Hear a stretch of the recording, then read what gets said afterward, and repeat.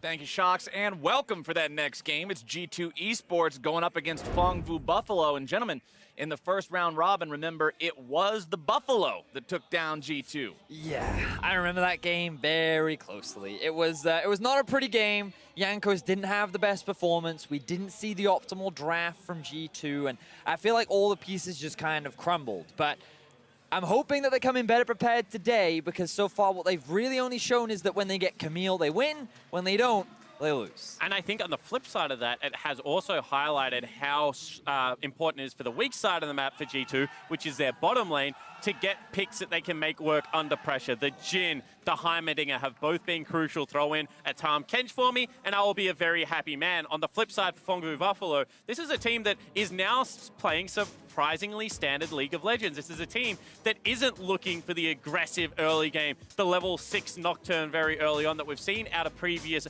Vietnamese squads. Instead, they're just looking to play consistent, controlled League of Legends and those wins. And what they are also playing is a respectful game against a man who knows his way around the Heimerdinger. That will be the first ban for the side of Phong Buffalo, keeping that out of the hands of Hjarnan, as Rakan and Kai'Sa, two of those prominent bottom lane picks, are going to be banned out by G2. And Phong Bu says, you know what? One Tahm Kench game is enough Tahm Kench games for one day. Let's get that out of here, too. And an interesting tactic from Wonder, banning away the bottom lane that lost them the game last time that they played against Phong Buffalo. Something that maybe isn't always advised, but I like the swinging tactic, because if you think it is strong and yet you can't execute upon it, it is worthwhile getting rid of it. Yeah, and now the question is, what is the priority for G2? Now, you would imagine they're not going to want to first pick a Camille if it's left open, and the expected final ban here from Phong Fu will be an Aatrox, most likely. This will leave the Alistar open, and you would imagine that G2 would more than happily grab that one up forward. And I love it. If you don't ban the Alistar, then you give Aatrox away. There's an Akali to be picked up. Once again, they can just go back into that patented open up the map, and it's none of them. It's Camille instead. She's banned out, and the Aatrox is locked in for G2. So Phong Fu here are saying, you know what, we'll trade you. We're going to ban away your Camille, because we know you like to play it. We're going to give you the Aatrox, and we're going to take the Alistar instead. We want to make sure that Palette is on a playmaker, because the last time we beat you, we managed to shut down your bot lane. We managed to find a good couple of dives. We really put them far behind, and that gave us a lot of advantage throughout the rest of the game. So I think they can draft themselves a strong AD carry and pair it up with the strongest support in the meta. I believe it was a random Reddit thread where I read that Aatrox is the only champion remaining right now with 100% pick ban presence at Worlds 2018. The champ has definitely been making an impact in the top lane. We'll see what Wonder can do on him this time around. He's been doing so much work for G2, as the Xayah is locked in for Phong Fu, and they might not even go for that Alistar. G2 might be able to grab that now for themselves, as it's Olaf picked up. That is very interesting, because look at the into the lock. They're like, nope. They're just like, okay, we'll take Alistar then. That's fine for what we did. Those lol okay moments. Yeah. Emphasis on the int. But we got to see the Zeros Jace. Oh, the fabled Jace that this man is known for within his region. This is something that he found so many solo kills on. Coming into it, we had a bit of a joke going that he runs Hex Flash on the champion, and I'm really excited to see what he can do on it, because it's Wonder on Aatrox. This guy has been a monster when he gets his hands on this champion, but Zeros, he's going for comfort and saying that he can match him. Now, it's not guaranteed that it's Wonder on Aatrox. Just putting it out there, Perks has played one Aatrox game. That's true. So far, and maybe Wonder wants to play a Kali. I don't know. I just have to put that out there. And I do think that if it is something like a Galio or a Sion in the mid lane, they actually will make that trade and they'll put Akali into the Jace top lane. I don't think it would be that bad of a matchup. I do want to point out that whilst you can get excited about the uniqueness of the comp right now coming out of Phong Fu, you do just have to sit back and admire the fact that arguably 3 of the strongest 5 champs on the patch are currently sitting on G2's side of the Rift. That's very true. And it is also the style of game that they like to play. Yep. So I am optimistic, Vedius. However, that is backs against the wall. G2 fans are looking at this draft and going, I am pleased. I am content with how this is going. But Phong Fu Buffalo fans are probably looking at this and going, okay, Meliodas is on an early game playmaking jungler. We have an AD carry who, Big Koro, he has had some very solid performances. And when he beat G2, his great scoreline was off the back of this Xayah pick. So to me, it still feels like Phong Fu are getting champions that they're comfortable with and they're more than happy to play. And they are going to look to fight fire with fire, which I do like. They're going to throw a lot of attention top lane. You can also look to isolate Jace in certain matchups as well. So I am excited to see whether that is, you know, the gauntlet. It's not going to be. Wait a minute. Is that, wait, support Poppy? Maybe. Or top Poppy has been proven to be good into the Aatrox matchup, does disrupt a lot of what he wants to bring, as well as the fact that every single champion right now on G2's lineup does have dashes, so if it gets to a team fight, Poppy will be very disruptive. Now, in the EULCS, it was Vitality that would draft things like Poppy support as a kind of answer to Alistar because of the shield that she can provide really mitigates a lot of his engaged tools, so that flexibility option is there, and you kind of automatically assume the Jace is going top, but obviously it can be played mid, but for G2, they're just going to continue gearing towards what they've done so well. Plenty of wave clear on the AD carry. The Civic can just sit mid lane later on. You have the Nocturne for the side lane ganks later on into the game. G2 have their staple 1-3-1, what they found so much success with in the first round robin. They got what they wanted from the draft, and for Phong Vu Buffalo, it looks like the last pick is going to be LeBlanc, so that is support Poppy. All right, this is pretty cool. I like the slight adaptation here from Phong Vu. Very aggressive, I think we can say. They too have drafted very solid side lane champions. The LeBlanc can often hold her own against Ikai, especially during the laning phase. Jace, if he's able to get a lead. I'll be honest, I haven't really seen this matchup, but I've been told by many pro top laners that Jace is one of the best 1v1 champions in the game. So I feel like that if Phong Vu can find that early game advantage, just like they did last time by punishing Jankos, then maybe they can get the 1-3-1 themselves going. Yeah, and I think that they have a better early game top side of the map because LeBlanc is very good levels 1 to 3, is able to exert a lot of pressure onto Akali. Olaf farms very quickly as opposed to the Nocturne, who's probably going to want to get to that level 6 mark. So if Meliodas can control once again the Nocturne pick, if there is more battle warding coming out, then this is a top side that I can see getting ahead. And when two comps want to do the same thing, Vedius, it is generally whoever gets the first advantage that snowballs the game. Yep. All right, quick update for everybody as we are loading into the game. It seems like we will have a slight delay at game start. One of the hand warmers exploded, and we're waiting on that to be taken care of. So sometimes your hands get kept a little bit too warm. It saw this draft and thought, nope, this is too hot for me, and it got out of here. It couldn't handle the pressure. The hand warmer tried to Q dodge, but it wasn't able to do it in time, and now we're playing through it anyway. Oh, it literally exploded. I said the word, Vedius. So when they say that, I thought my producer was just being a little, you know, like... What? Dramatic? Dramatic, but no, poof. Into dust. Well, once they get that one cleaned up, we will be getting into Summoner's Rift, and hopefully that's not going to be the only thing that's explosive on Summoner's Rift this time around. Aatrox versus Jace. You guys already talked about that matchup with Aatrox being such a strong champion throughout this tournament so far. Jace being considered a very powerful top laner in his own right. And it's not just the champs, it's the pilots behind them. These guys can be monsters for their squad. And that's what I want to say. Yamato gave out some words of wisdom. When you're going up against these group stage opponents, they don't have all that much time to prep. Just play your style. And I like the fact that Phong Vu has gone back to what made them successful. Some niche picks in what is going to be a rather standard play out of this game is very exciting to see. And let's remember stakes for this game, because the Flash Wars lost earlier in the day. A win for G2 Esports means that they take first place in the group, and they will be tied against Phong Vu Buffalo in terms of the head-to-head.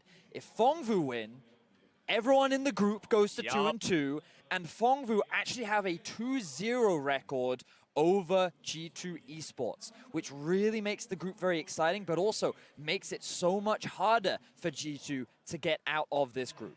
If this all goes to 2-2 across the board, the second half of the day will be absolutely crazy in terms of deciding who's going to get out, what's going to happen there.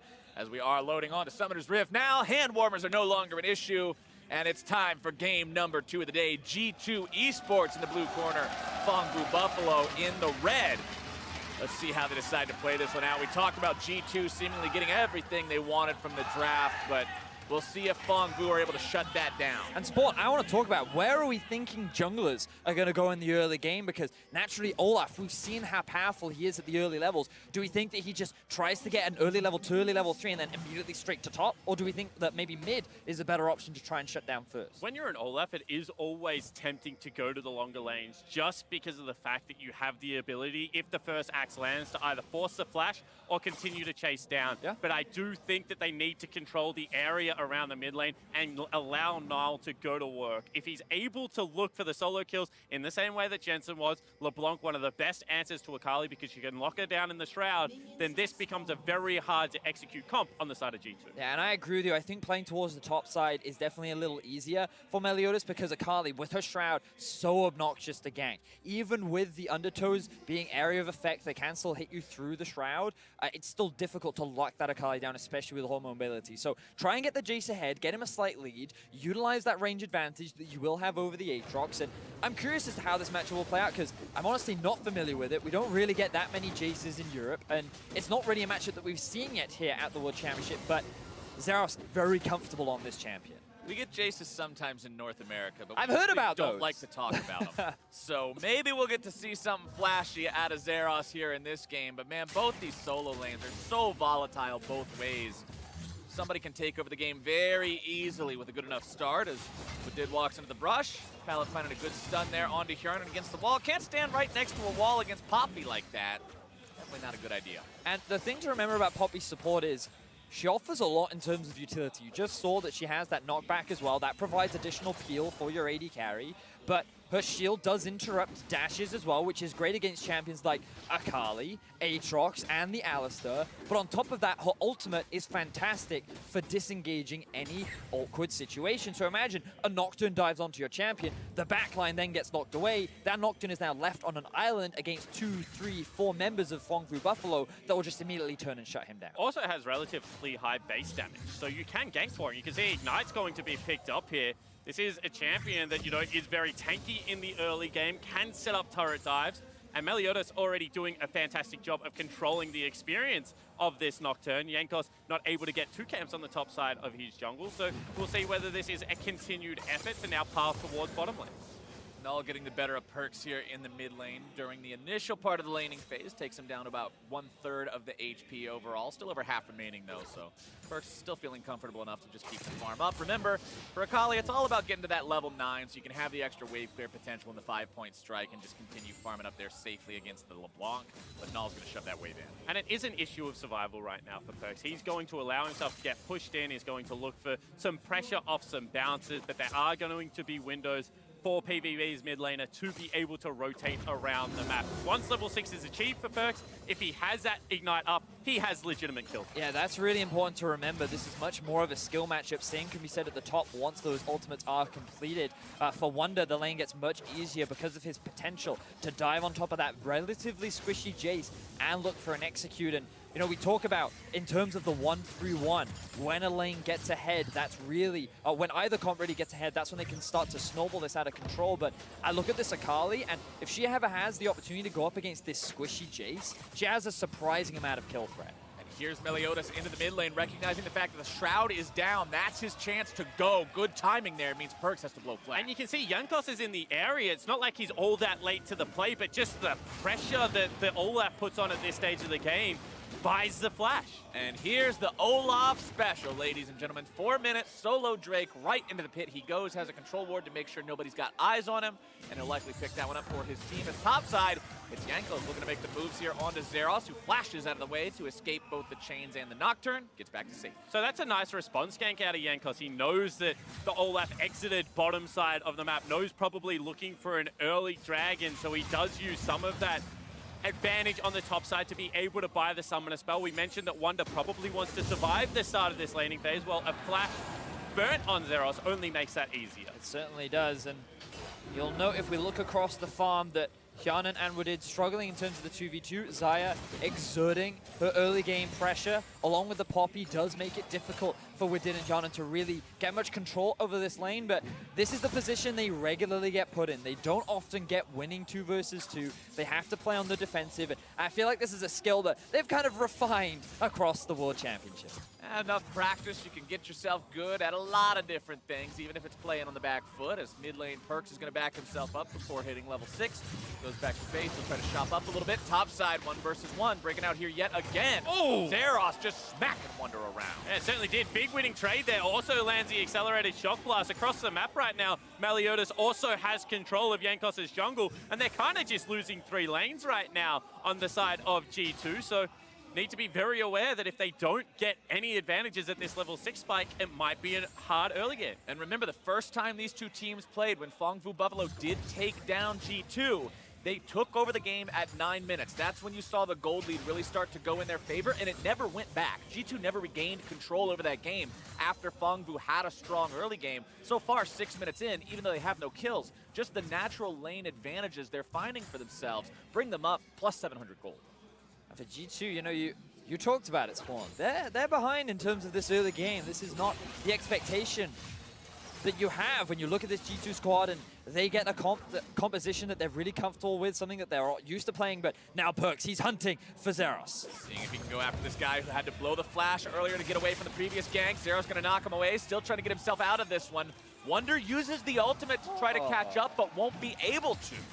I'm surprised Perkz didn't try to dive that. He had the second proc of his ulti. Zeros had no flash. I really feel like he could have killed him. Yeah, I think he could have as well. However, you also have to remember that at that stage, Perkz also has no flash. They don't know exactly where the Olaf is. I don't think they caught him on vision there. So if he is coming from base, potentially there is the turnaround gank available. You don't want to give anything away. Also want to point out the fact that Perkz does have Mercury Treads completed, plus a longsword at that first buy.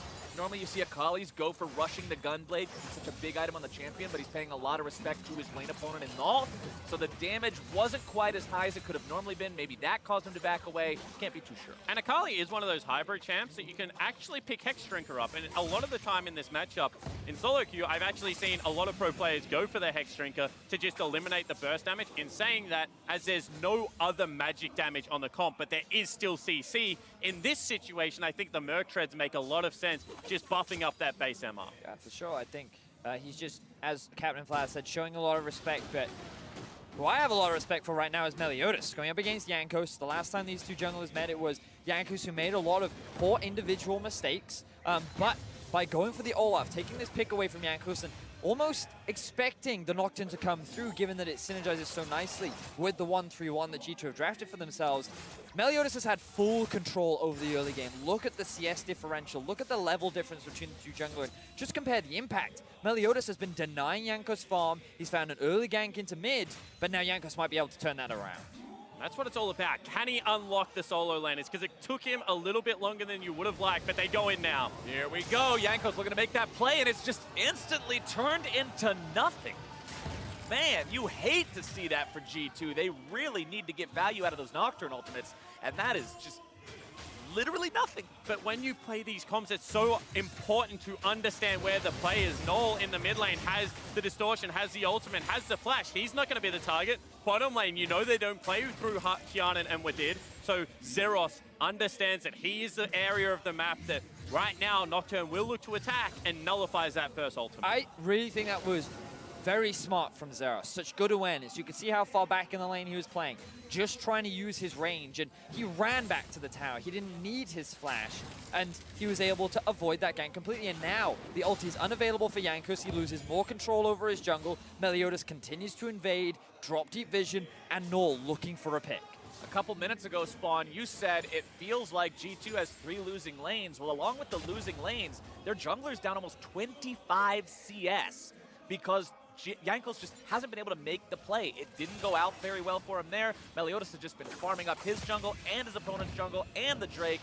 He's making things happen. Perkz finding the better of Null there, taking him down below half HP in the mid lane, and he'll just continue shoving these things out. But man, G2 is going to have to recover from this early game because they are down about 1,000 gold, and Phong Vu's been having that good early game. They certainly have, but now it becomes, can they maintain it into the mid game? Wonder and Perkz, proven players on the world stage so far, have looked very good at that stage of the map. You could see that if they had Ignite available there, that would have been the all-in into Null. And this matchup is starting to swing back in Perkz' favor. And I do think that while we are commenting a lot on how PVB are playing this early game, the important factor that we have to remember is that if this stays even moving into the mid game, the Nocturne will be the biggest swing factor between the two teams, just because of how easy it is for him to join into one of these side lanes and look for a gank.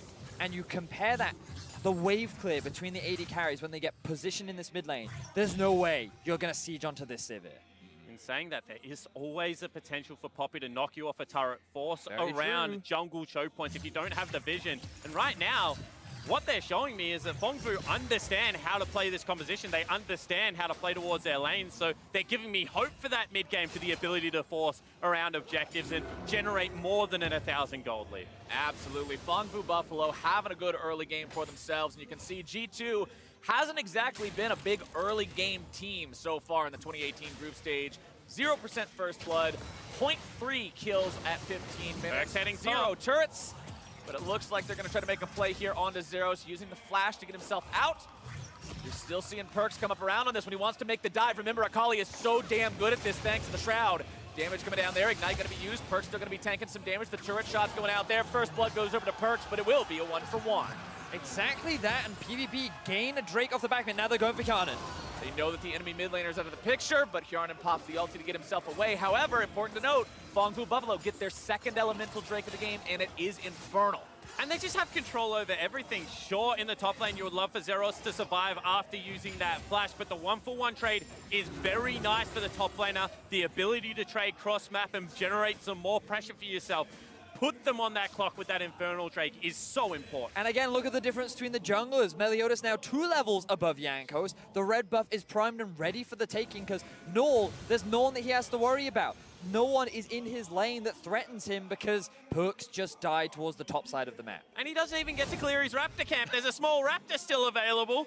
Everything going against Jankos right now. So this is where Wonder starts things up in the top side. Zeros uses all of his abilities to clear out the wave. He doesn't see Wonder sneak in from behind, and he just gets the flash out from Zeros. Now, Perks here, I just feel like he mismanages his use of the Shroud because he ends up taking every single tower shot.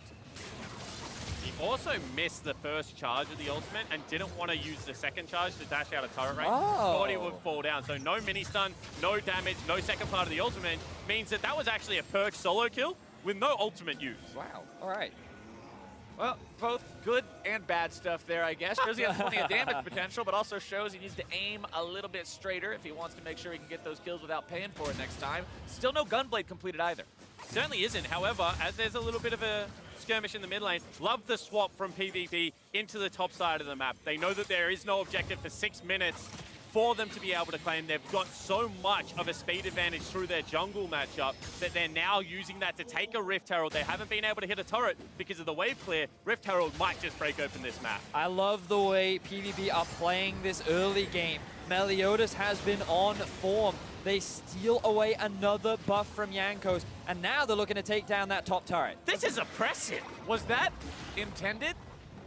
Was Meliodas trying to use the trinket, or did he mean to summon Shiny? No, I think he meant to do this. He definitely meant to do this. He did it from behind, so they still have a minion wave, and now if they want to, they can continue to pressure. I'm just making sure. I've seen a lot of solo Q Shellys. Accidentally summoned in the deepest, darkest depths of the jungle when somebody just meant to throw down a trinket ward. I had to be certain, gentlemen.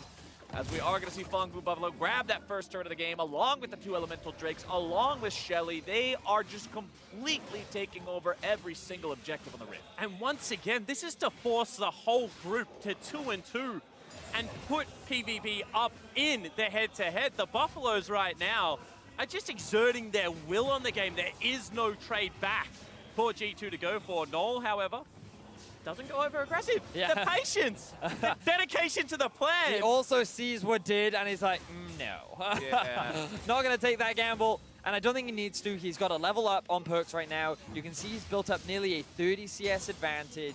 He's slowly chipping away this mid-tier 1, and I am just really impressed. You know, we looked at this draft and we were like, PVB, you're giving G2 all these strong champions. This is exactly how they like to play. And PVB just said, well, you know what? We'll draft stronger champions. We'll play to their style. And so far, the early game has gone fantastically for PVB. And more importantly, we will draft our champions. We're going to take the Jace. We'll take the skill matchup. We're not scared of you. We will play the game on our terms and just show that at the same style, we are the better team. If anybody wants a moral of the story for World's group stage so far, it's follow your heart. Play your game. Pick your champs. Play the game that you want to play the game. Play the game the way you want to play the game, I should say, and make sure that you are not just surrendering to your opponent's style and trying to lose less. Play to win, and that's what Phong Buffalo is doing right now, and that's why they've got a 2,500 gold lead. It's so great to hear you say that, Captain Flowers. I will keep playing Nocturne mid. I will get the Challenger with it. Good. I just have to believe in myself. I played Chad Skarner to Diamond 1. Follow your heart, Vegas. Anything is possible if you just believe in yourself, Flowers. Now, we have got a quick pause. We will update you when we have more information. But in terms of the state of the game, we're 15 minutes in. G2 Esports are 2.3k gold down against PVB. That means they're now averaging 1,000 gold down per each hand warmer that has exploded. That's right, ladies and gentlemen. A second hand warmer has apparently met a nasty demise here on stage, and hopefully we can get that one cleaned up. Apparently these things are just not doing their job today. They're popping off at the moment. That's a very good way to put it. But I do want to just, once again, applaud how Phong Buffalo has played this game. There is a 50 CS lead generated in the jungle right now for Meliodas. That is such a huge advantage. Nocturne, once he gets the jungle item in the Warrior as well as level 9 on the Dustbringer, he flies around the jungle. Well, he has not been allowed to get to that state of game at his own pace whatsoever. It has been a team effort, but shutting down a veteran like Jankos is not easy, and this is the second game that they've been able to execute on that game plan. I mean, Nocturne, as the game goes on, as he gets strong, as he farms up, grabs those kills in that gold, he becomes this dive bomber that goes into the enemy back lines and really threatens those AD carries, but Jankos is looking more like a paper airplane right now. You're going to throw him at somebody, he's going to doink against the wall and fall down. He's got no lead. He's got himself not in a spot where he can do a whole lot of anything, and the ultimates haven't really brought the team anything to work with either. And we questioned the priority in the draft. They took this Olaf over something like an Alistar that had such a high presence that we thought was the most impactful support in their game, but they had the answer to that in the Poppy. They changed their priority, and so far it's worked a treat. It certainly has. I've been really impressed with how PVB are playing, and again, the stakes matter so much here. Remember that PVB already have a win over G2 Esports, so if they find another one, there will be 2-0 in terms of the head-to-head. They will own it, and should a tiebreaker come about in this very close group, it will PVB that will take that spot over G2 Esports. So this game, very important for G2 if they still want to stand a chance of securing top spot in the group. And for Phong Buffalo, representative from the VCS, from the Vietnam region, this is a region that just doesn't fail to impress at international events. Even coming into this, when we talked about Phong Vu and how it's like, yeah, they play a much more standard style of League of Legends, standard meaning what you would expect in terms of lane strong, transition into a mid game, take objectives, close the game, as opposed to the Gigabyte Marine style of everything goes to Nocturne, gank bottom lane at level 6, 4 minutes into the game, this completely off the wall stuff. Phong Vu is much more what you would expect, but they're doing it in a way that works to their strengths. They're doing it in a way that is tailored to their players, and that way puts them up in an advantage over G2. And it's really interesting to me that G2 was able to take down the two teams in this group, in the Flash Wolves and the Afrika Freaks, that when most people would look at Group A, they would say, those are probably the two stronger teams between those three. And then against Phong Vu Buffalo, it just seems like they found their kryptonite. It does certainly look like it. Well, as you guys can see, Wadid has returned to stage. He washed his hands, and now he's primed and ready to play. He and his bot laner, Hyanan, are just making sure that everything is good to go, and then we will likely return to some great League of Legends. And again, as you can see in the recap at your bottom of your screen, right now, kills are very even. Tower, slight advantage for PVB. They hold on to the gold lead, thanks to how well, particular their top and mid have been doing, but also the jungler for Meliodas. Yeah, absolutely. 50 CS for Meliodas. He's grabbed every neutral objective on the map. He's got himself a Mountain Drake, an Infernal Drake. He went top, picked up Shelly, grabbed the first turret for his team as well. This guy has been exactly where PvP needs him to be. And Olaf right now is sitting very large. He's got himself a Phage going more towards that damage route. I want to see if he can continue this into the mid game, because Olaf is one of those champions that we say falls off, does become a little bit more of a squishy brawler, but it's not really going to be a 5v5 team fight that they need to worry about. And as we get further in the mid-game, I mean, we're 15 minutes, a little bit past it into the game now, and we are going to be loading back in just a moment, but after you crest that 15-minute point, a lot of people consider that to be where you are distinctly now into the mid-game from the early game, and that means bigger fights. That means more than just skirmishes, and I'm waiting to see who's going to play those fights better. Can Phong Vu utilize this advantage they've already built and turn it into something much greater? Right now, they're turning it into a bottom lane war. But I don't know if they even need to fight. If they continue to do this, shove out lanes, group up, take down turrets, they then can do exactly what we saw out of the Afrika Freaks, set up the full core press, ward out jungles, be first to the play, and just clear out waves quicker, stifle that gold to a situation where even if G2 want to fight, they just don't have the tools to be able to do so. G2 are just falling back from the bottom lane now after PVB put on the pressure. Perkz is going to be shoving out the top side there. G2 now down 2 turrets, means they're down almost 3,000 gold. Perkz would love to equalize a little bit of that. Phong is still going to hang around this bottom side. They've got their jungler shadowing that bot lane, just in case. And more importantly, they've cut off all the quick rotations towards mid. So whilst they are trading turrets, they just value the mid lane outer turret much higher than what they value the top lane turret, and they will be able to destroy that outer ring. How they can start pressing into the jungle. I mean, Baron's not even alive yet. He's not alive for another 3 minutes. Shelly's already been taken. The top lane tier 1 doesn't mean a whole lot. Into the mid lane now, the fight's going to be breaking out. Palace absorbing the blows for now. Wadid having to flash himself away as the hammer's being spun. Wonder's going to get himself away from that one, but they still lose the tier 2 in the mid lane, and Hjarnan falls. PVB find not only the tier 2 tower, but a kill onto Hjarnan. Both his summoner spells are gone, and they've extended their gold lead to 4K. This is some fantastic League of Legends from PVB, punishing the fact that G2 are too split apart on the map. They don't have pressure anywhere, and again, G2 are falling down to PVB.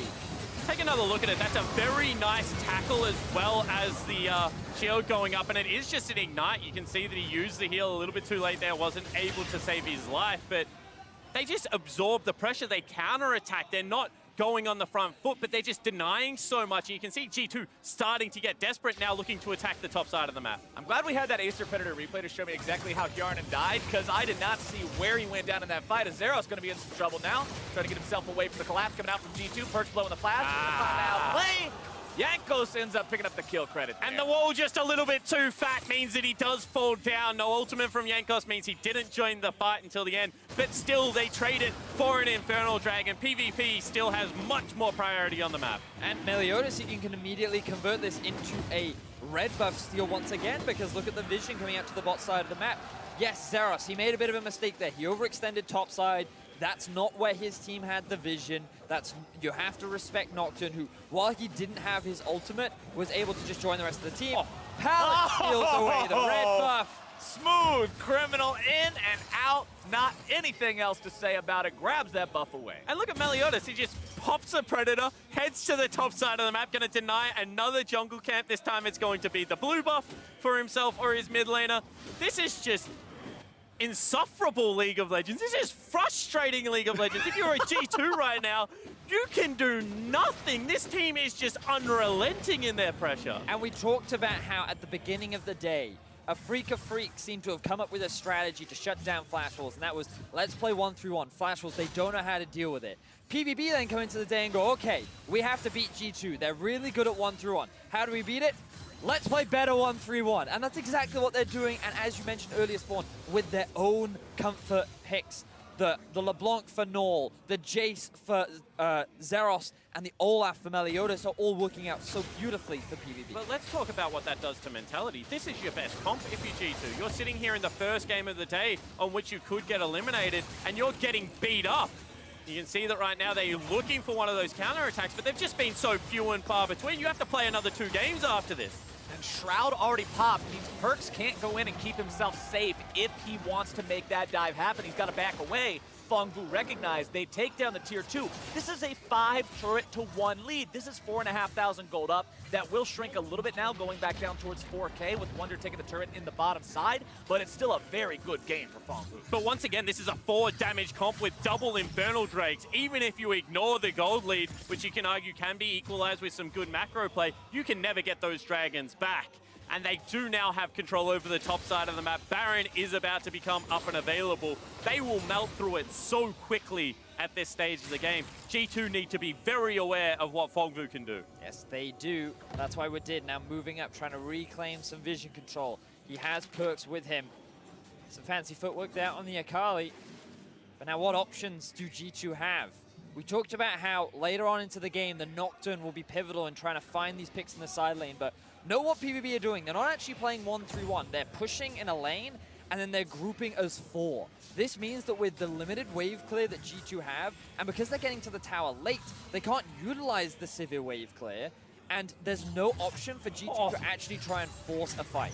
That is a 3,000 gold lead in the jungle, 2,500-ish thousand. That is monstrous right now. That is supposed to be a damage-dealing Nocturne that has been completely shut down. He's 2 camps away from having his CS doubled as we reach another pause. Please don't be a hand warmer. Hand warmer, calling it. All right, we're going to see what it ends up being. I'll get information in my ear soon, I'm very sure. But one thing I also want to bring up now as we get into the pause, talking about what's happening here. We do know that Yanko's pause, that's about it for now. But looking at the way G2 has won games so far, a lot of it has been heavy muscles from Wonder.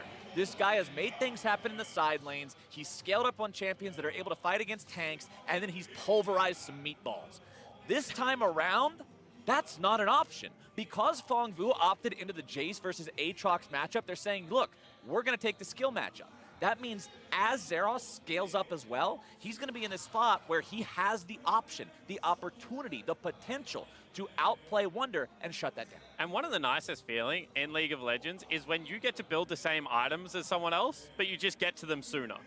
You're both going for the Black Cleaver, you're both going to the Yomas, but every step of the way, Zeros is just grabbing it before Wonder is able to pick it up, and it just means that even from a psychological point of view, you're like, I always have more than what he is able to bring. Oh, Now Yarn stunned up against the wall. I talked earlier about how you can't go near those walls against Poppy. Yarn is not getting himself out anytime soon, but now can they get their jungler out of it? Doesn't look like it. Meliodas is going to be dropped. It's 4 versus 4, but what else will spawn from this? Doesn't look like a whole lot of anything.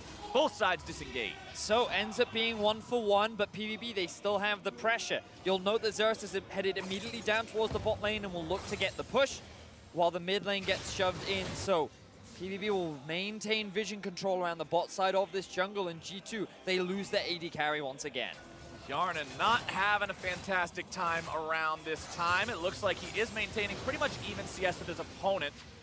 Very, very slight lead there as Big Koro picks himself up a single CS from the Krug camp, but the pressure continues from Phong Vu. Buffalo not willing to hit the brakes. This is what you want to see from a team that builds up that early lead back to over 5K. And I think their vision control has just been stellar. Look, the vision control is what generates this pick. Pallet knows that he isn't spotted out, goes for the flash tackle into the wall. They have enough damage to pick it up. However, Teleport comes in and notice Null is on the top side of the map. He has the Ignite, can't join the fray, so it does just have to be a disengage after that. They do get the teleport out from Aatrox though, and this is a TP advantage that PvP now have over G2. And arguably, did Wonder really need to join that fight? You can assume that he did it because they didn't have vision on Null at the time. They weren't aware if this devolved into a big 5v5, but in the end, Summoner Split advantage game for PvP. They now have a 5K gold lead, and things are looking dire for G2. Trying to make a play now onto that enemy support. Poppy good use of steadfast presence to stop Perks there, slamming him back against the wall. But Phong Vu Buffalo have to leave their support for dead, getting their jungler out of trouble, utilizing the Ragnarok and the CC immunity. Good pickup there for G2 to take the kill lead, but bottom side, Zeros is knocking down this. So what G2 is trying to do is attack Phong Vu when they go for their setup. When that vision is being laid out around an objective, they are sacrificing side lane farm on Wonder right now to try and make these plays. They get the kill, they lose the turret. They only have a certain amount of those before they start losing base structures, so they need to make them work. And G2 is going to have to play a strong vision game for themselves if they want to be able to collapse on Phong Vu like that. This is a team that has had solid vision performances throughout groups so far. They've been putting down plenty of wards, they've been sweeping plenty of wards, but that's going to need to step up to even the next level against this team that is just bouncing back and forth between the lanes constantly. But this has been more of a catch pressure game. You compare a Freaker's 1-3-1, the ability to shove all the waves to ensure that farm is being limited. This has been much more of, let's invade the jungle, let's go for aggressive plays. Potentially Zeros in trouble. Zeros already using the flash, trying to get away from Perks' Akali. There's nobody around on Phong Vu to keep him safe. And it looks like that summoner spell is going to be all for naught. Perks just needs a little bit more to find him. Zeros tries to farm up a little bit at the end to make it work out, but it looks like it's going to be top laner for top laner. You kill ours, we'll kill yours. Pallet grabs the kill. And again, PvP answer, but G2 can finally convert this into a tower and top lane control. We talked about how later into the game, if Zeros finds Akali in a side lane, this Akali will have kill pressure, and while it did take Perks a while, he still ends up going down. But again, you kind of keep looking at PvP, and every time you think they've made a mistake, they're turning it into something. This is the 4th Drake in the game, going into their back pocket. The goal lead is still in their favor, And they got another Fire Drake. Let's take a look at how this one happens. They just collapse onto Wonder. Meliodas is already there as well. Wonder just rooted in place, can go nowhere. We'll get a revive, but it will be for naught as Null grabbed the kill there, I believe, in the end. Oh, it was Pallet that took it. Well, not the ideal, but... bloodthirsty supports, we love them. Final Elemental Drake of the game, though. You said it, Spawn. It will be Infernal. It's already 2 Infernal, 2 Mountain to the side of Phong Vu Buffalo, which means insane Baron taking power if they get a chance at it. You're going to see them setting up vision around that right now, but Perkz, the man who's showing signs of life here for G2, so scary in that side lane. You saw what he was able to do up against Zeros. Zeros had no choice but to run for the hills. With Zhonya's Hourglass and that Gunblade completed, this Akali is scary. And that could be crucial for G2 because he has kill pressure on both side laners right now. With Flash about to tick over to level 16 as well, he now becomes a winning portion of the map. That means that they can no longer just starve out all of these jungle camps. Perkz needs to use his advantage to generate enough pressure. He needs to play an aggressive game to try and shut... Ooh, potentially? Nullface checking the brush. Going to be hit by the Ignite there, trying to get himself away. Paranoia coming in. Damage goes through with the stasis, going to be keeping that mid laner alive for now. Yanko's trying to get himself away. Flashes over the wall, going to be immediately picked up there by Zeros. Perkz could be in a lot of trouble now. Doesn't have the Shroud available, trying to get himself away. Kama spinning, but PVB winning the fight. They're still trying to catch up on this one. Shroud comes back down. Perkz still going to be looking to get himself around this one, trying to outplay, buying as much time as possible. The champion is so evasive, and Big Koro goes in to find himself killed. A beautiful stasis from Perkz, and G2 have the outplay. And G2 finally find a fight that goes in their favor, but what a huge mistake from Koro. He flashes in to try and get the kill onto Perkz, and he puts himself within range of the big, angry Wonder. This guy just dives in, executes the AD carry, and with him gone, there's no hope of PVB. And we were just speaking how Perkz can be the win condition. He starts this off, gets out all of the damage. They continue through, and it looks like it's a disaster. You see where the rest of G2 have to collapse. You think to yourself, why are they just not pushing mid lane? No wave available means that isn't an option. They have to fight, and on the back of their mid laner, they are able to win it. And I love how Perkz uses the max range of his Q to apply as many slows as possible, but you can see how obnoxious he is in here at the very end, just dancing in and out of the Shroud, buying enough time, and then a stopwatch at the very end as well. Beautiful stuff from Perkz, combined with a big mistake from Big Koro, result in a teamfight win for G2. A massive amount of disrespect from Phong Vu Buffalo towards the Shroud of Akali, and just how evasive it makes this champion. You've got to be ready for the amount of aggro drop that thing provides, and they weren't. They were punished for it, and this game is anybody's guess. Ooh, but now PVB, they're just starting off the Baron. They're forcing G2 into another fight. Saying, all right, it's time to go. Pallet's going to be knocking away one of the G2 members, turning this into his one side of a fight as they can. They're able to find themselves the Baron, but at what cost? G2 looking to move in, clean these guys up if they can. It's going to be Null dropping now to Yankos, who's able to find himself that kill. Pallet falls to Yarnan. Perkz looking to get himself away from Zeros, but the fight has already been won by the side of G2 Esports. A double kill over the AD carry. Perkz still trying to stay alive, not going to do it this time. Shock Blast finds its mark through the smoke, but Zeros will not escape.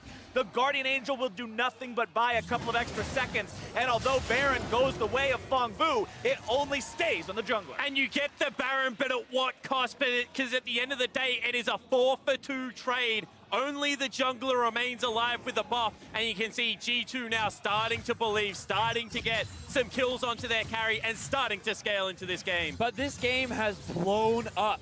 Remember, at 15 minutes in, it was 1-1 in kills. Now we're at 13-7. The gold's still in PVB's back pocket, but they just start this one off. They know that there's no vision near this pit, so they can't get a teleport in from Wonder. Yankos gets knocked away, he can't smite it, and then it's secured, but then the fight devolves into this. Yeah, it certainly doesn't. Wonder just able to get into that pit afterwards. They're so busy worrying about Perkz that their main damage threat still alive in Zeros is chasing him into the other side of the map. A little bit more blood-hungry action out of the VCS region means that they also give back a shutdown. That's what Double Mountain Drake will do for you, but not able to win out on the overall fight. Now, when we look at the overall gold across the board, you can actually see that Hyanan is leading. Perks is even with the mid laner, and the top lane is even as well. It's only the jungle difference that is this gold advantage for PvP, and we talked about it all off in the late game. Will that gold difference really be enough to swing these fights in favor of PvP? But I want to go back to it, Vetty, because there is still 2 of those Infernal Drakes. There are still 2 Mountain Drakes. If there is an error, there is only the base of G2 remaining, and we've seen teams like RNG just take one team fight and win the game. Certainly still on the cards for Phong Vu. 30 seconds till that third and final Infernal Drake does spawn. You can see the Scuttle Crab maintaining some vision for that bottom part of the river for the side of Phong Vu Buffalo. They're going to throw down some control wards here as well. One set up behind G2. Teleport available on Zeros, not on Wonder. Keep that one in mind. And G2 just going to fall back for now, yielding control over the area to the side of Phong Vu. Perk's not afraid of anything. He knows how safe he is in that Shroud, as Zeros is going to be caught out, having to flash away now. G2 utilizing the ultimate there on the Aatrox, rooted up and shot down. Good damage coming out from Big Goro. Big Goro just styles on Wonder there, gets the ultimate out. They're not done. Not done yet. Perk's trying to make it happen, but he's slammed out of the Shroud, and that could be huge. Got the kill onto Nolan, getting himself away though. Shock Blast blocked up by Hjarnan. G2 trying to get the remaining members away. They've still managed to somehow find a kill. They're up 5-4. They're going for the Infernal Drake. Perks is a monster as he drags G2 through what was a devastating early game. The Infernal Drake has now been started off. Meliodas, level 16, doesn't want to give it up. But look at Zeros right now, doesn't want to fight. The fight starts. Woods into the back line. Wonder's trying to go in there without the ultimate. Big Goro's already going to be taken down. G2 maintains control of the area along with a gifted overkill from the side of Phong Vu. Oh, Zeros! Everything's coming up for the side of G2 right now, but Zeros is in the enemy base with the creep wave, trying to make sure he gets something onto this enemy tier 3 turret. It's going to be taken very low, but not taken down. Zeros trying to back away, but he's going to be stopped. He'll try to fight up against Wonder, even if he drops him. It's only a Guardian Angel that he'll be able to proc today. Perks goes right back in, finds some more damage, finds a killing spree, and finds that enemy mid lane. And the decision-making out of Phong Vu Buffalo is starting to deteriorate. They had already sent Zeros at that turret as they challenged for the Drake. They lose on both accounts. He doesn't kill the turret with the last auto attack. He still falls down, and G2 still have hope. All right, boys, clean macro is out the window. Forget the 1-3-1. It's all the bloodthirsty team fights. And this is where Hjarnan will come up clutch. The late game Sivir, the area of effect damage that he is offering is a huge factor in why G2 is coming out the back of this, combined with Perk's fantastic play. Perks on this Akali is certainly the reason that you have to look at for how this team has succeeded for the past 10 minutes. The Shroud dodges, the assassinations, the escapes. He is making it all happen for this team. 15 out of 16 kill participation. The man is playing out of his mind. And you still have to just think, where was the clean setup? Where is the shove 2 lanes out, get control over a portion of the map, and set up your fights? Because they were so successful at it, but now the game has very much devolved. It disappeared the moment PVB said, we can play your game better than you can. And G2 are the kind of team that hate to be disrespected. They look to fight, and now Pallet may be caught out. Pallet taking so much damage from Perks, flashing away to keep himself alive. That's another summoner spell burned for free. No one can answer this Akali. And now bottom side, this even itemization between these two, it's what you were talking about earlier, Spawn. No more is this Zeros being like, oh yeah, I'm just you but better. It's I'm you but even. You have a sword, I've got a hammer. And right now, they're coming around with more guys trying to collapse onto Wonder here, seeing if maybe they can make some kind of a punish happen. Wonder goes into the ultimate to get himself away, and they'll just accept that. Have to disengage there, but Baron is becoming up and available. They use multiple cooldowns in the bottom lane, and meanwhile, G2 able to clear out their waves, able to get in free shops. Look at the control wards. The Baron setup right now is going to be crucial. You feel like if Phong Vu gets one more, they may be able to close, but the longer this game goes, the more G2 are able to fight their way back into it. Whew. What a great game this has been. G2 with the early deficit. Phong Vu demonstrating their early game prowess. And remember that these guys were 5 towers to 1 in the early game. They still have 4 Drakes, and this game is certainly not over, but it becomes a lot harder when you're up against a late game Sivir and a Perks that is on form. And the game stakes are so high. G2 would sit top of the table at 3-1 if they win this. Phong Vu, if they get it, make the group all square with the head-to-head over G2. Europe would be in a tough spot at that time. However, the control is starting to re-emerge in the veterans game, and they're making Phong Vu come to them. 20 seconds on Baron. G2 has priority and control over the area. Phong Vu very, very afraid to walk too far towards this G2 squad right now. Once that smoke dissipates, they may have a chance, but it's on such a low cooldown at this point in time. Perkz is so confident. Not even being near anybody else on his team, he knows he can move around with safety and near impunity. And now the waves are building. Now they have control over the area. They're waiting for the face check. Perkz top side, shoving out that wave. Rest of Phong Vu moving into their own jungle, which honestly doesn't feel that homely, homebound. Doesn't feel that much like home right now with G2 setting up shop in there. Gonna have to hit up the dictionary after this one, figure out what the right word there is. But Phong Vu are in a spot where they played the early game just like last time against G2. They got ahead early. Jankos was not able to have any sort of a positive impact for his team, but now G2 has bounced back well. The game could go either way, but momentum, tempo, the past 15 minutes are all in the favor of G2, and they are looking to potentially close this game out if they get another one of those big fights. They're starting up the Baron. Perkz doesn't realize he's sitting on a ward. Null is going for him. Null wants to go after this Akali, but Null is not going to enjoy that fight too much longer. Perkz still looking to chase after him, maybe find the assassination. Over the wall goes Zeros, looking to chase him down. Back in the smoke goes Perkz, and he has already got himself the hell out of dodge. Now Palad's trying to find the knockaway, getting what did out of the fight. But Phong Vu has to disengage. Their mid laner is nearly dead. So what gets used in that last fight? Flash for Zeros, nothing else on the side of Phong Vu rather than the ulti from Pallet. Meanwhile, Perkz uses his Ignite.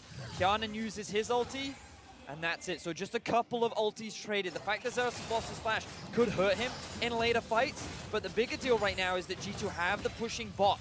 The Elder Drake is spawning soon, and the map is going to be there's going to be so much value across everywhere. And that's what I was going to say. The fact that they delayed until the Elder Drake is up means that they can now maybe look to trade. It's not going well in their head-to-head. There's no Zhonya's Hourglass. Maybe you look for them to force on Baron. You trade for the Elder Dragon, and then you just try and run it down mid and force that team fight. Because the control from this game is gone. You can see that G2 are just starting to exert their will, trying to control the movements of Phong Vu. With the big two objectives up and available in 15 seconds, that is no longer going to be the case. I'm glad you said the keyword big, because in the first time these two teams played, a little bit more history for you, it was Big Koro popping off on Xayah that was ultimately the one who did the most carrying that game. This game, he is 0-3-1. This Xayah has been practically invisible, and not in the way that Akali has been dashing around the fights, killing everybody, but rather in the way of he's actually in this game, because he's not had any sort of a meaningful impact. And we've got to remember that a lot of this early game came off the back of Meliodas' jungle pressure and Nor and Zeros' early game laning, but unfortunately in these fights they have not been able to translate that into winning fights. But now, the Elder Drake is going to be secured by G2. The Baron has been started off. Will we see a steal attempt from Jankos? It looks like he's nowhere near. Phong Vu know they have to go after the Baron right now because their opponents were already taking the Elder Drake. It's going to be Uber Buff traded for Uber Buff. Both sides disengaging, nobody dead just yet. Perkz are going to cut someone off in the enemy jungle, maybe find a straggler backing alone. Won't do it.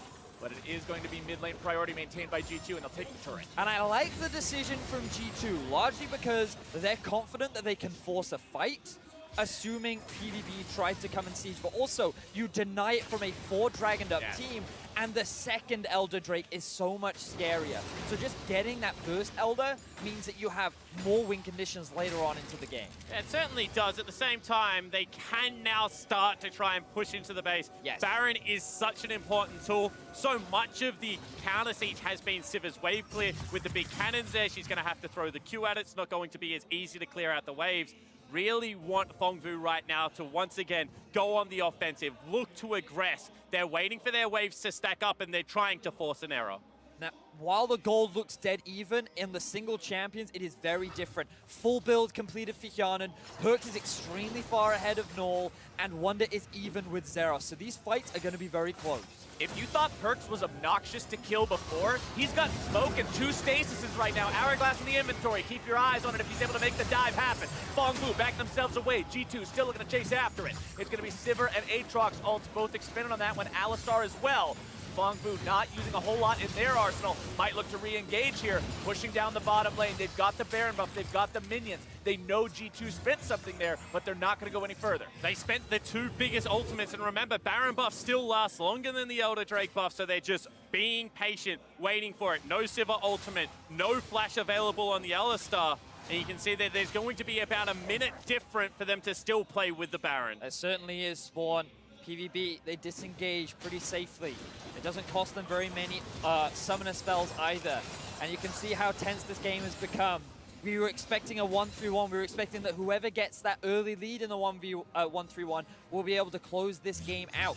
But we're now in the late game. Everyone is at that late game point. Individual members will be crucial in finding the victory for their respective teams. And we look at players like Perks. We look at players like Zeros. Who will be the big hero for their team and secure them a win? Who will be the big hero and who could be the opposite? One mistake could cost your team the entire 40 minutes of gameplay so far.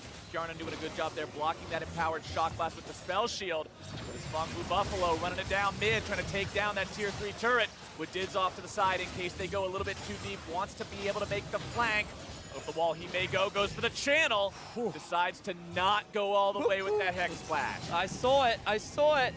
But he decided, you know what, Wonder's taken too much damage. It's not worth the risk. PVB, they're actually just choosing to disengage here. Even with 30 seconds left on the Baron, that means that that's going to disappear. The Elder spawns, I believe the respawn time is 10 minutes, so it will be after the next Baron.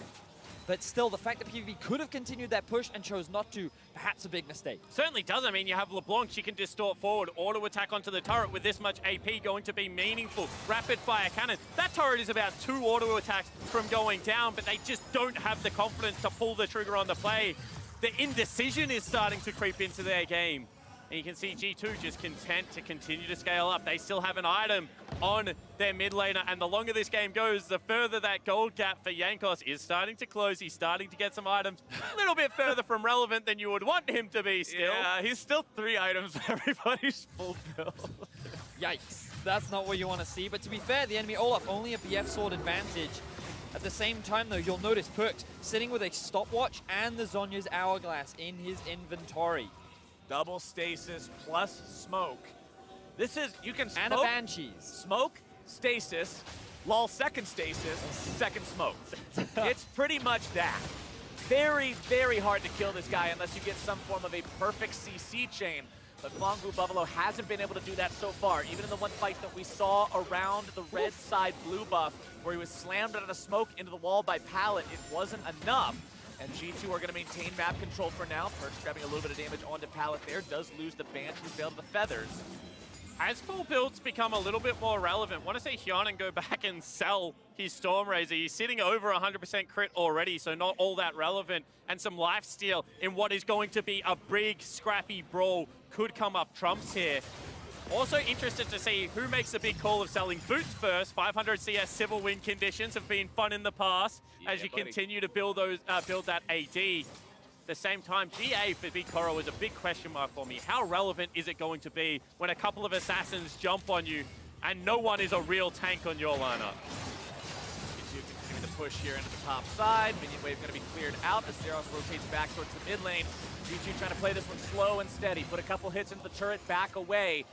Then put the aggro onto the other side as soon as the rotation comes in. Perks backing himself out along with Wonder. Now, there is a big minion wave down bot. G2 gonna disengage. Note how a lot of this play was not really to secure one of the first inhibitor towers. It was mainly to maintain vision control around the top side of the enemy jungle, because the Baron is spawning in about a minute's time. And the fact that G2 have control, can go back to base, reset their vision, and then move into the enemy jungle again, means that they will have so much more control over this objective. And Kjarnan just sold boots. I didn't quite catch what he picked up instead. He goes back, he actually changes these boots. He goes back and grabs Ninja Tabbies, but still has himself the Stormrazor, so obviously not enough gold to be able to trade that out. As you can see, only 700 sitting in the back pocket right now. And this game, you can see double stasis now picked up on the side of the Nocturne. Jankos going to look to dive and pressure the back line. Been traded out for Perks, who's gone an Oblivion Orb instead. Oblivion Orb for extra spell 10 for extra deletion power against that back line from the side of Phong Vu Buffalo. But the pressure continues from G2. Nobody's committing to anything, though.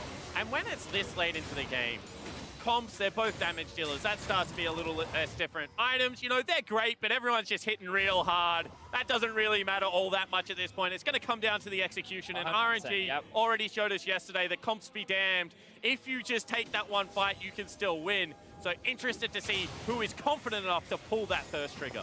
All right, Baron's alive. Elder Drake's going to be alive in 1 minute from now. Buffs up again. Remember, if G2 get it, they're going to have that super extended buff duration. And look at the state of the minion waves. Top is pushing in G2 against G2, but they're quicker to move up towards it and clear that out, whereas the bot lane is actually pushing in favor of G2. So in terms of the map control and where the pressure is going, G2 have it. They also get priority in the middle lane, and that's why PVB is forced to send multiple members here to, at the very least, gain a bit of control back over the map. They go. Here comes your attack. It's going to be G2 looking to go in. Paranoia comes out within the front line, going to be soaking up all the damage. But Null's able to grab the kill onto him. Perk's out into the fight now, into the back line, making his job happen with that smoke. Can it get anybody out? Wonder's able to find the killing spree onto that enemy support. Saros goes into the Guardian Angel. Resurrection comes up, and he's got 4 dudes just waiting to beat him right back down into the ground. And Jarnan takes the kill. And it was a close fight, but G2 come out on top. Pallet is dead, Zeros is dead, and the Baron is alive. But look at the pings on the Elder Drake. Yeah, you can see that they're committing every member towards that Baron, so instead it's going to be Phong Vu trying to trade. It was only a 2-for-1, not a decisive fight for either team. Can G2 get to the Elder Drake in time? Perks is already setting off from the Baron pit, going towards that Elder Drake pit, wanting to stop this. It is taken by the side of PVB. Look at the TP, though. Critically, G2 wants to stop them here, see if maybe they can find some kind of a punish He's for fast. them. Wonder's moving in, and that man is faster than a bat out of hell. And Koro is going to be sent there on an express ticket. Resurrection coming out for 2 different players, but it's one that's going to be dropping immediately thereafter. Guardian Angel down, 80 carry down for 60 seconds.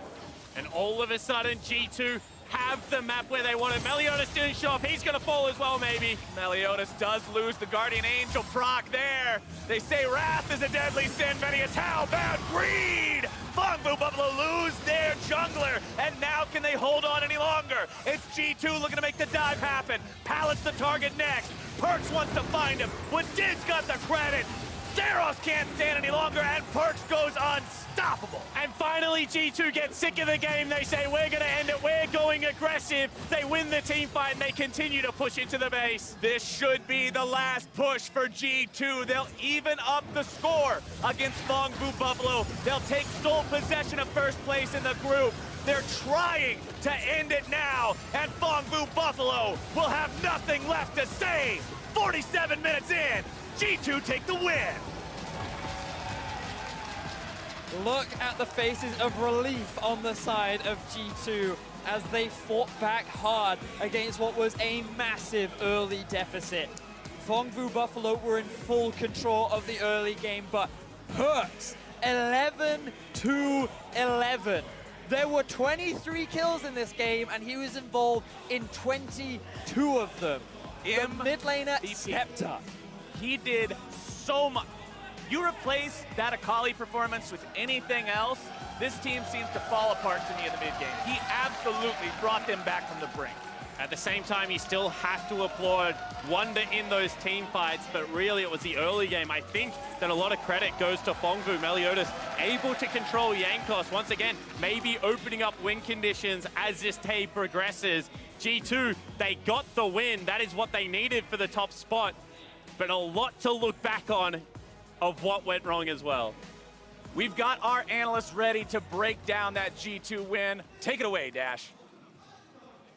Thank you very much, Captain Flowers. A very intriguing game here between these two squads because it went so late while starting in such dominant fashion for Phong Vu Buffalo. G2 fans clenching a little bit, worried, but they actually... I had left the building. 10 minutes in, I was like, nah, this is it. But they bring it back, right? And we'll get to how they bring it back in just a moment. Before we do that, I want to take a look at the Champions Select because Vedius himself said it. If you were a G2 fan watching the way this draft plays out, you're going, we got the Aatrox, we got the Akali, we're getting everything we want, we're getting excited. It's comfort. But Phong Buffalo did some really interesting stuff here in response. Yeah, the thing about comfort is people also know what you like. And so Phong Buffalo gave them everything they wanted while getting counter picks for themselves that they felt comfortable in. And you basically had a match of two different styles where both people are, same styles, I should say, of two people playing 1-3-1 with junglers that are going to be very aggressive. Yeah, jungler's aggressive, but also I love the Jace. We finally, get it against an Aatrox, so you have push from top side.